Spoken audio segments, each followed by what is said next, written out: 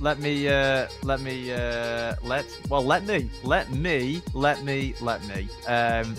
let me just give you the quick lowdown about this. This is some great news. FAC or FAC51 releases 51 mixes of cultural music. The event series. Dan, hang on, wait. Dan, is it FAC or FAC?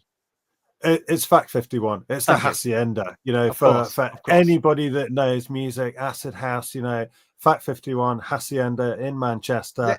It's like it's iconic. It is basically. Go on.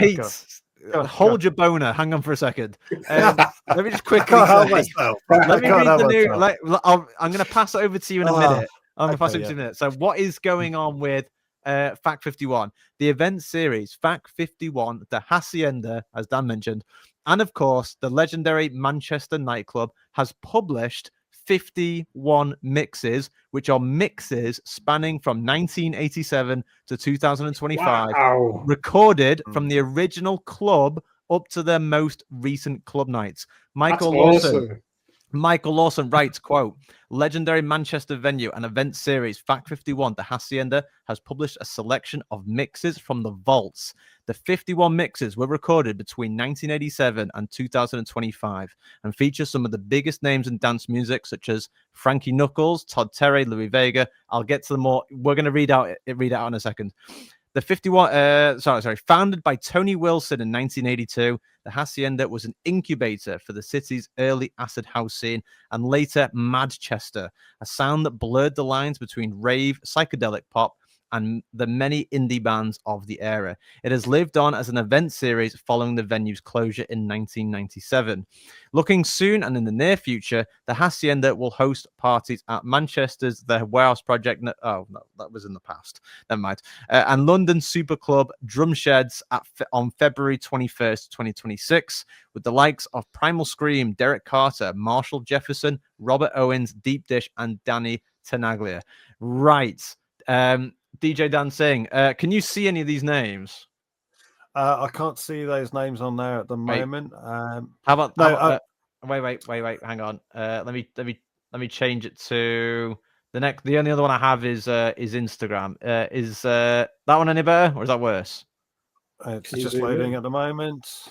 Oh, I've liked it. This is like a Specsavers. Probably a good thing, James. Specsavers Opticians. Hang on. I can't read those. It's just a bit small, unfortunately. Do they have them all here? How can I best? Maybe I can grab my phone and see if I can get it. Oh yeah, do you know what? You've got your phone on you, haven't you? Yeah, I've just picked it up. So wait there. Yeah, so you're on WhatsApp as well, right? So there's the link. What I would like you to do is I would like you to tell our listeners and viewers who features in the 51 mix, that full lineup, that one you can see there. Have you got it on your phone?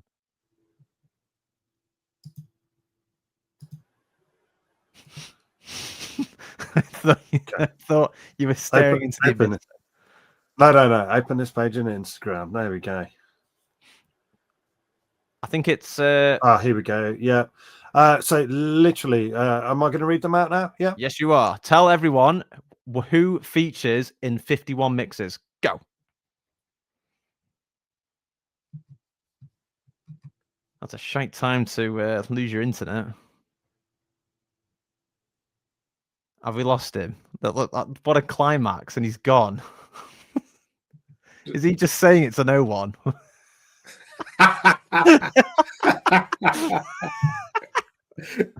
Just asking for God's sake! After all that, cool. Say that again, mate. What? He's gonna get to the bottom, and Tom Wainwright. I'm like, God damn it, Dan! You got to do it all over again. Oh, have we really lost him? That's the shittest time to leave it, to lose him. You know, I watched the episode. And I lost internet a few weeks back, and it's horrendous. Like it's so funny. No, it's so funny. I absolutely loved it. Right, so folks, we've temporarily lost DJ Dan Singh. I'm assuming he's. Just give me a second. Let me message him. What's happened?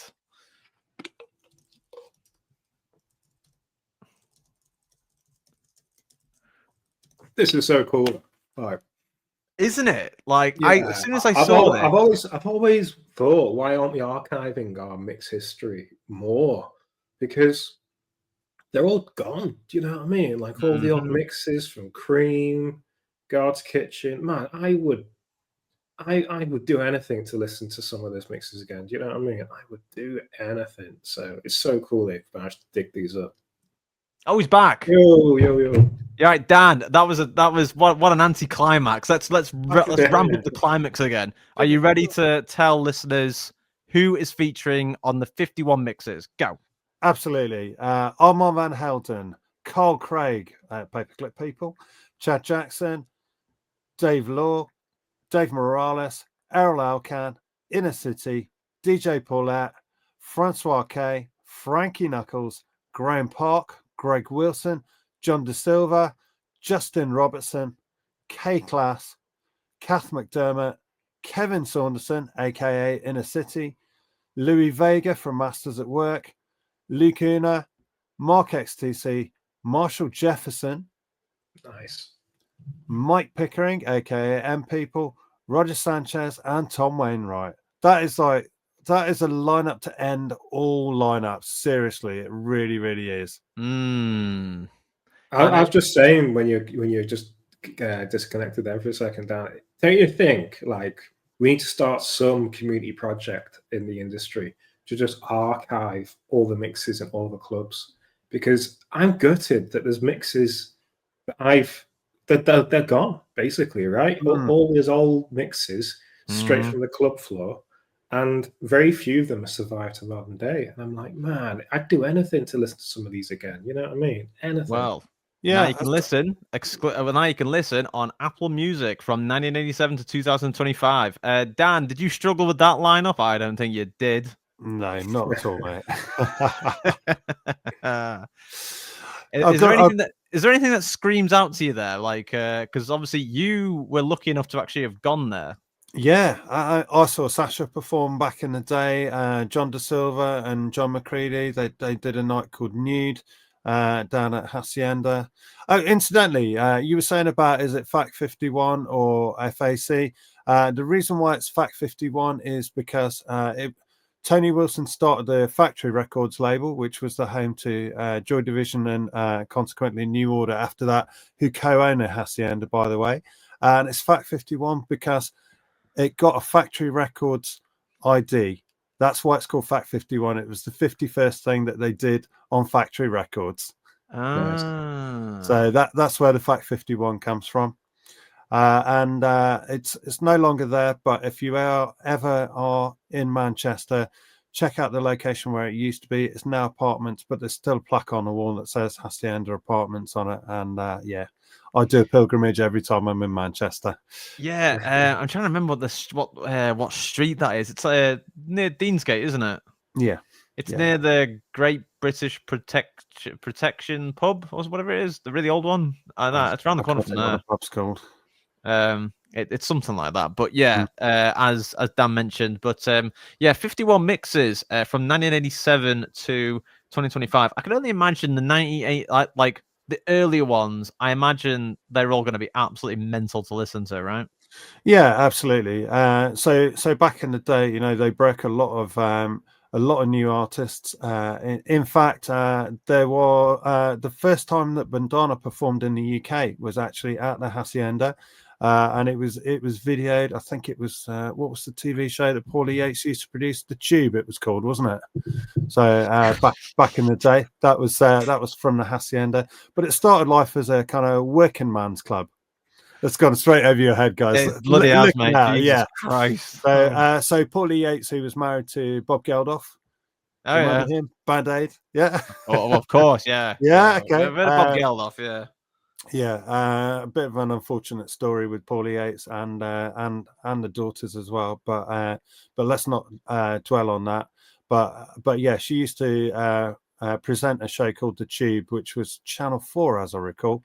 Yeah, they did a show from the Hacienda back in the day. So you've got right from kind of the pop years all the way through to the birth of house music and acid house in the UK, you know, you know, so many big bands came through the Hacienda, you know, big bands and big DJs.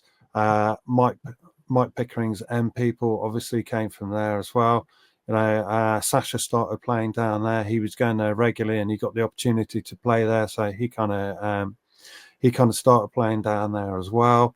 John De Silva, John McCready, you know, who remixed so many things as well. They played down there a lot as well, and the place was actually owned by New Order as well. So it was previously a yacht showroom, and Bernard Summer from New Order joked that he always wanted a yacht, and instead of getting the yacht, he got the yacht showroom, but still not the yacht. So, well, he got something in the end, didn't he? Well, you say that, but if you pick up Peter Hook, the bassist from New Order's book, How Not to Run a Nightclub, it's a very good read, by the way. You'll realise that they didn't actually make any money from it. They had a really bad deal with the brewery Whitbreads, and you know, it got to the point where unfortunately people were just, you know, bringing in firearms and things like that, and forcing their way into the club, and they weren't actually making any money off of it. It was yeah. So in fact, Peter Hook says in his book, he said he got a rude awakening one morning. I think it was a Sunday morning, around about 4 a.m. From HMRC and armed police, and they said, "Where is it?" And he was like, "Where's what?" You know, they're like, "Where's all the money you've made from the Hacienda? It's not in a club, so it must be here somewhere." And he's like, "We haven't actually made any money from the Hacienda. We poured all the New Order US tour money back into the Hacienda just to keep it afloat." And they're like, "No, you know, it's full every weekend. It cannot be." And it was just really, really badly run. You know, it was a great club. It pioneered so much music, but it was always about the music. You know, it wasn't about being a business. It was about the music, and that's why it's so legendary. Yeah, and actually, to further add on to that, actually, I'm just going to quickly mention a few things on Instagram comments in regards to this announcement, and which will warm up your what's the phrase? Warm up your cockles. I don't know. That's what I'm trying to say. But anyway, Instafans_14 says, quote, "This has just made my weekend. Never thought I'd get to hear a Frankie Knuckles mix at the Hacienda from 1994. The sound quality isn't great on some of the mixes, but we should just be glad these mixes still exist. Thank you, factory." End quote. Another comment here. Nolan_DJ says, quote, "Oh my, this is what I grew up on. Russ, Wainwright, Parkett, and Pickering mixtapes." And then someone else says here, Nick Bob J_ says, quote, "Was there for the last night in 97. Dave Haslam and Elliot Eastwick played that night from what I can remember." Yeah. That's some really some very nice nostalgic things being said about these mixes, and now that they have been released on Apple Music. But yes, we can definitely say we're ending the news on good news, and we like good news because, like Dave, we don't really get much good news in the news, do we? No, it's been pretty depressing, actually, to be honest with you. So this is nice. Yeah. Like, how many times have we had news where someone's dead? Someone's died, or a club shut down, or the council or the government has banned people from looking at the Ibiza Rock, you know. Yeah. Yeah.